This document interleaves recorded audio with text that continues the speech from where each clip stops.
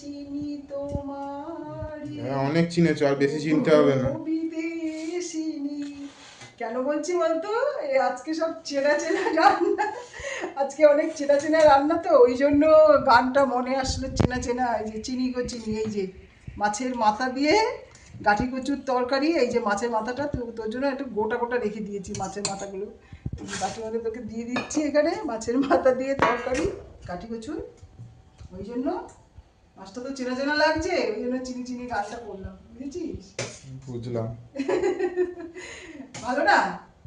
এই যে দেখ কচুটা দেখ কি সুন্দর করে কেটেছি লম্বা লম্বা করে, কচুর তরকারি। আর এইদিকে দেখ এই যে মাছটা না একটু ভাজা বেশি হয়ে গেছে রে আজকে।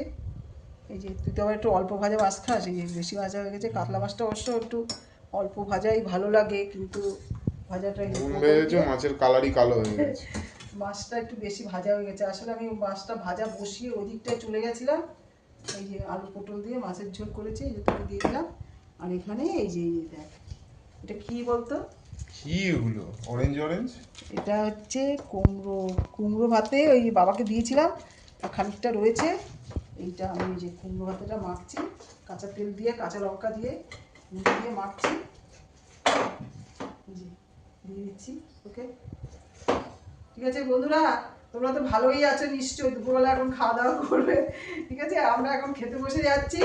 হ্যাঁ, আবার পরের ভিডিওতে তোমাদের সাথে আসবো। টাটা।